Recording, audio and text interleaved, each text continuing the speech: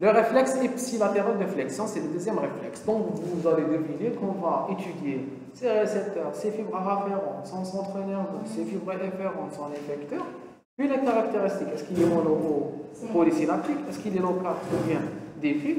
Est-ce qu'il est durable ou bien momentané? Est-ce qu'il est local ou bien diffus?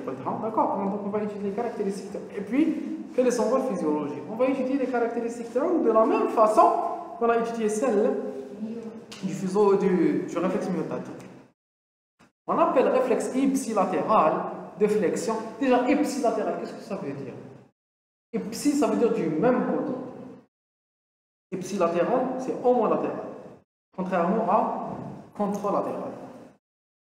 C'est la contraction réflexe simultanée des muscles fléchisseurs d'un membre provoqué le plus souvent par un stimulus nociceptif. Donc vous voyez que les stimuli qui sont responsables du réflexe ipsilatéral de flexion, ce sont des réflexes de douleur, ce sont des stimulus douloureux. Piqûres, pincements, écrasements, brûlures, appliqués au tégument de ce membre. Ce réflexe a pour effet de soustraire le membre à l'action nocive du stimulus. Donc, d'ores et déjà, il vous a donné le but physiologique ou bien le rôle physiologique de ce stimulus. C'est le fait de s'éloigner du danger. De s'éloigner du danger.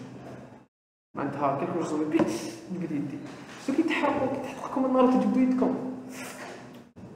Vous faites aïe. Donc, le mouvement que vous avez fait, il est dû à ce réflexe ipsilatéral de flexion. D'accord? Ce réflexe est dit ipsilatéral parce que les muscles qui se contractent et le stimulus réflexogène sont localisés du même côté. C'est-à-dire que je m'appelle ipsilatéral. Le stimulus et la réponse sont situés dans le même membre. Si on veut être rigoureux, qu'est-ce qu'on va dire? On va dire que le récepteur et l'effecteur sont situés au niveau du même membre. D'abord, on dit qu'il est ipsilatéral, non réflexe ipsilatéral. On le nomme réflexe ipsilatéral. D'accord? Oui, c'est vrai. C'est juste.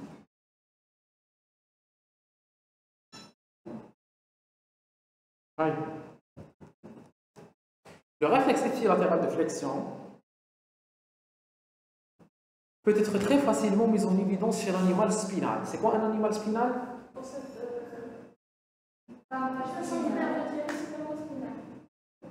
Voilà. Voilà, très bien. Chez un chien, est-ce qu'il y a des personnes qui aiment les chiens? Voilà, donc chez les kiff.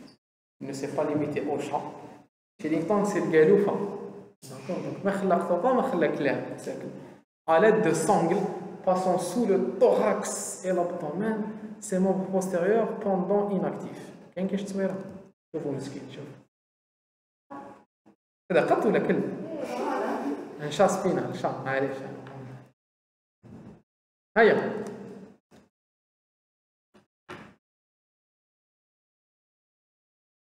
Si l'on pique la patte postérieure gauche de l'animal avec une aiguille, on observe un mouvement rapide de retrait du membre. D'accord? C'est comme avec la blague de l'Algérien qui a pris une grenouille. D'accord? On va le membre supérieur droit, elle a sauté la grenouille. On va le membre supérieur gauche, elle a sauté le membre inférieur, elle a غير وحده قالها صوتي ما قدرتش تصوتي. كتب الاستنتاج تاعو ان بترة 3 اعضاء للضفدع يؤدي الى انعدام حاسه السمع. Le résultat تاعو vous n'avez pas compris. معليش c'est pas grave. C'est une blague pourrie. Mais elle est dans le contexte. Donc, on observe un mouvement rapide de retrait du membre postérieur gauche qui résulte de la contraction simultanée des muscles fléchisseurs de la hanche, psoas et sartorius, les muscles fléchisseurs du genou, biceps postérieur et semi-tendineux, des muscles fléchisseurs de la cheville, muscles tibial antérieur et long extenseur des orteils, long péroné. C'est pas la peine de les apprendre. Le plus important, c'est quoi? C'est qu'il y a eu des mouvements simultanés et coordonnés entre les différentes parties de tout le membre. C'est-à-dire que j'ai stimulé tous les raccourcisseurs.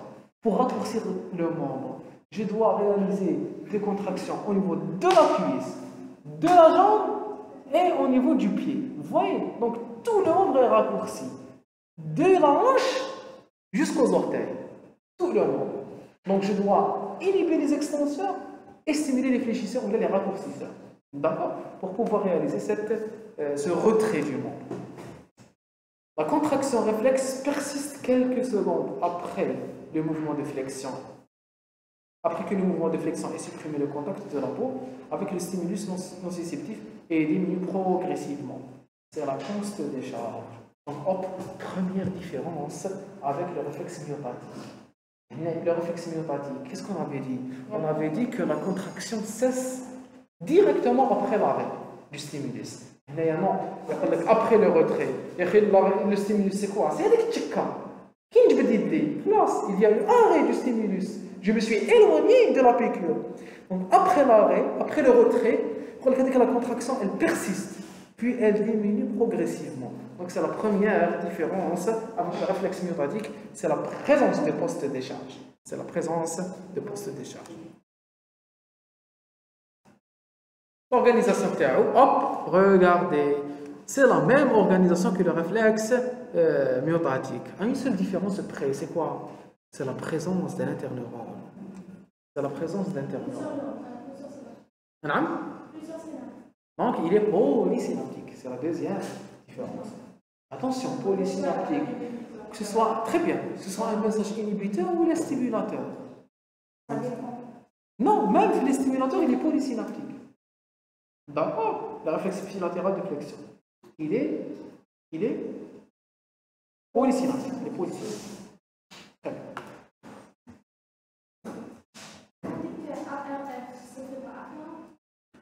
C'est l'afférence, truc complexe afférent.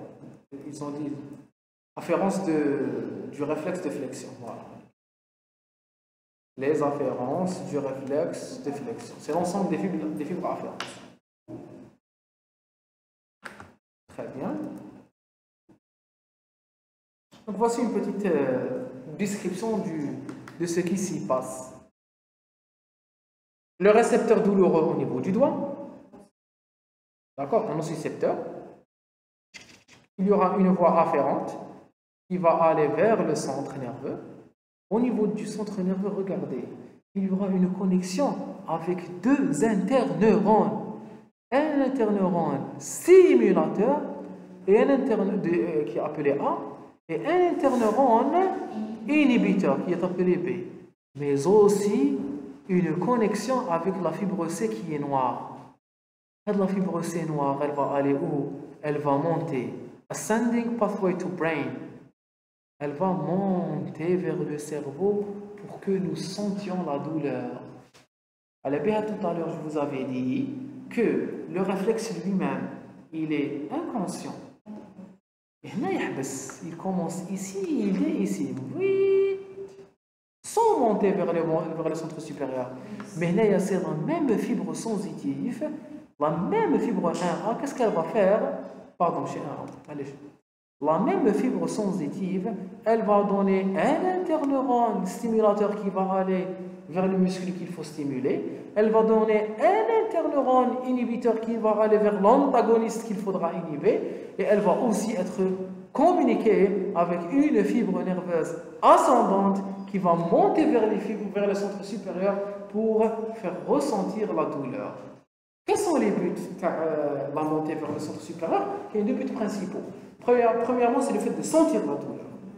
Deuxièmement, c'est quoi? C'est la stimulation de la mémoire.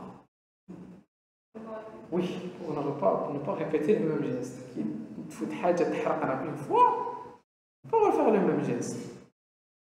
Pour nous souvenir du danger. Ça va stimuler les centres de mémoire pour nous rappeler du danger. علاش un enfant يقدر يروح يتوشي النار parce que مازال ما حرقاتيش il n'a pas encore stimulé ce centre de mémoire. En fait, on peut chanter cette voix. Comment on la chante? Parlons à l'enfant. Dès que ses capacités psychomotrices sont assez développées, pour le lot, non, on ne touche pas, ça brûle. Ou la kid on le frappe flamme, hein, parce qu'il sent le danger. Est-ce que c'est bien de frapper? Est-ce que c'est bien de frapper un enfant?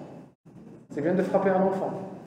La société algérienne, on est en train de réfléchir. La société algérienne frappe beaucoup. ضرب بكل الانواع تاع الضرب، التويوات، الخفاش، لي بونيسيون، التعلاق، السقالي، البازين، البليغه الحمراء هذيك. شوف c'est algérien frappe. C'est pas bien de frapper. Pas frapper ses enfants. après شباتي ضربت يا طبيبه، شبعها ضرب non. Allez, on continue. Donc, il y aura une stimulation des centres de mémoire. Et le réflexe, il sera organisé de la même façon. C'est-à-dire, il y aura un message afférent. Le message afférent va stimuler les muscles va être contracté. En même temps, il y aura un relâchement des muscles antagonistes. Et d'ailleurs, l'effet sur les muscles antagonistes est très important. Parce que je vais réaliser un retrait très rapide. Comme je ne nie pas d'une façon très efficace les muscles antagonistes, premièrement, le retrait ne va pas être possible. Deuxièmement, il y a un risque très important de fracturer le membre. D'accord? Très bien. Non. On peut? Comment ça? J'ai compris votre question. Je résiste à la douleur et je maintiens le membre. Oui. J'annule le réflexe. J'annule le réflexe par un contrôle. Tous les réflexes peuvent être annulés par la conscience. Jusqu'à un certain degré. Est-ce qu'on peut retenir les urines, par exemple? Est-ce qu'on peut retenir les urines à l'infini? Non. Il y a un moment où ça relâche. Malheureusement, certaines personnes arrivent. C'est quoi la limite? C'est quoi la limite? C'est quoi la limite? C'est l'éclatement de la vessie. Malheureusement. Et qu'il y a des personnes qui en sont arrivées, bêtement, qu'il y a une femme qui participait à un concours, les États-Unis, où il faut boire beaucoup d'eau et retenir ses urines. Et quand elle a eu la vessie éclatée, elle est décédée par infection de péritonnite, choc septique. Elle est décédée. D'accord? Il ne faut pas être bête et faire ces concours. Charbellement, on va les toilettes. L'être humain, il est bizarre. Allez-y, c'est ça votre question, c'est résistant au réflexe. Non. Comment ça? Une adaptation. Oui, on peut s'adapter, mais bon, kiff. La douleur n'est plus considérée comme douleur parce qu'il y a une implication de la conscience, de la mémoire. D'accord? Comme les Shaolin qui arrivent à marcher sur le feu. D'accord? C'est un peu une adaptation à ces réflexes.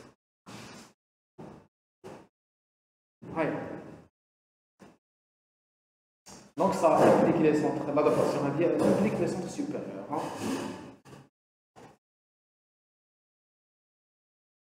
Je vous avais parlé des Shaolin en l'appareil cardiovasculaire. Quand on parlait du contrôle de la fréquence cardiaque. Et la fréquence cardiaque n'était pas sous le contrôle sous la dépendance du contrôle volontaire, mais je vous avais dit qu'il y avait certaines personnes qui arrivaient à contrôler la fréquence cardiaque. C'est un peu la même chose ici. L'arc réflexe est composé de récepteurs plus voies afférentes, les récepteurs cutanés et musculaires innervés par les ARF. Vous voyez, les récepteurs, ce n'est pas des récepteurs proprioceptifs, il y a des récepteurs extéroceptifs. On parle d'un complexe ARF. des afférences de réflexes de flexion. La voie afférente représentée par les fibres sensitives fines d'origine cutanée A delta et C, et les fibres sensitives d'origine musculaire 2, 3, 4. L'ensemble est appelé ARF. Voilà. Afférence du réflexe de flexion. S'il vous plaît, quand on avait vu les types de fibres, on avait dit qu'il y avait des fibres sensitives, des fibres motrices. Les fibres sensitives, je suis allé on a alpha, A bêta, A delta, et les fibres C. Vous vous en souvenez? Les fibres motrices, on avait parlé du motoneurone alpha et du motoneurone gamma. Est-ce qu'on avait parlé des fibres Hadoma 2, 3, 4? Vous vous en souvenez ou les gars? S'il vous plaît. Les fibres A alpha, A bêta, A delta et C, ce sont les mêmes que les fibres 1, 2, 3 et 4. C'est la même chose. D'accord? Alors, s'il vous plaît, rappelez-vous de ce que je vais vous dire. Les fibres A alpha, c'est eux les fibres 1 alpha. Les fibres A alpha sont nommées 1 alpha ou 1A quand ils viennent des tendons ou bien des muscles ou bien des cartilages. Les fibres A alpha sont appelées 1 alpha lorsqu'ils sont liés à des récepteurs proprioceptifs. A alpha devient 1 alpha. A bêta devient AB, A bêta. A alpha devient 1 alpha. D'accord? Et A bêta devient 1 bêta. A bêta devient 2. On les appelle les fibres 2. A bêta devient 2. A alpha devient 1. A delta devient 3. Ou les fibres C deviennent 4. Les fibres C deviennent 4. Donc les fibres 4 ou les fibres C. Ça, c'est quoi la différence entre les deux? Les fibres C sont liées à des récepteurs cutanés. Ou les fibres 4, c'est quoi les fibres 4? C'est des fibres C liées à des propriocepteurs. Les fibres 4 sont des fibres C liées à des propriocepteurs. Vous avez compris? C'est une différence. Je change la nomination des fibres sensitives, des fibres nerveuses sensitives, lorsqu'ils sont liés à des propriocepteurs. Lorsqu'ils sont liés à des récepteurs cutanés, je les appelle A alpha, A bêta, A delta et C. A alpha, A bêta, A delta et C. A alpha, A bêta, A delta et C. Lorsqu'ils sont liés à des récepteurs proprioceptifs, je ne les appelle pas A alpha, A bêta, A delta et C. Je les appelle 1, 2, 3 et 4. Vous avez compris? L'ensemble est appelé ARF. Le centre nerveux, c'est la moelle épinière. Les ARF pénètrent dans la colonne dorsale et établissent des connexions plus ou moins complexes avec des interneurones du même segment et des segments adjacents. Il y a une autre petite différence. Les fibres sensitives, elles ne vont pas se limiter au segment qui a été stimulé. Elles vont aussi toucher les segments adjacents, les segments voisins. Comme lorsqu'il y a un stimulus au niveau de mon doigt, je réalise le retrait de tout le membre. Il y a eu des messages au niveau des muscles de l'avant-bras, du bras, de l'épaule. Est-ce que vous devinez que ce réflexe n'est pas local, il est diffus. Il va diffuser non seulement vers le muscle qui a été stimulé, ou le muscle du membre qui a été stimulé, mais il va aussi aller vers les segments de la moelle épinière adjacents. Il va aller vers les segments adjacents. Maintenant, les muscles qui vont répondre, ce n'est pas seulement les muscles du segment qui a été stimulé, mais aussi les muscles adjacents, les muscles voisins. D'accord? Très bien, très bien. Pour aboutir au motoneurone alpha dans la colonne ventrale, le versant efférent, c'est la voie efférente et l'effecteur. Voie efférente, c'est le motoneurone alpha, et l'effecteur, c'est les muscles fléchisseurs. Donc, une autre différence, dans le réflexe myotatique, c'était des muscles extenseurs, maintenant, c'est des muscles fléchisseurs. L'électrophysiologie a tenté de déterminer le nombre de synapses centrales constituant l'arc réflexe par la même méthode. Le procédé consiste à comparer le temps mis par les influx nerveux pour traverser la moelle épinière depuis le moment de l'entrée de la volée afférente sensorielle par l'effet dorsal jusqu'au moment de la sortie de la réponse réflexe par la racine ventrale. C'est le temps central qu'on avait défini dans le cours du réflexe myotatique. Ce n'est pas la peine de vous reprendre les méthodes de calcul. Et à comparer ce temps au délai synaptique. L'expérience de Lloyd, Lloyd a montré que la stimulation électrique des ARF, fibres afférentes A delta et C, ou les musculaires de 3 et 4, provoque une volée d'influx qui remonte vers la moelle épinière. Le moment exact de l'entrée de la volée afférente dans la moelle est repéré grâce à une paire d'électrodes. C'est la même chose, s'il vous plaît. Allez. Donc, je vais calculer toute cette durée. Je vais mesurer quand même la durée verte. Puis, je vais mesurer cette durée orange. Puis, je réalise la différence entre les deux. Cette différence, elle représente le délai central. D'accord? Elle représente quoi?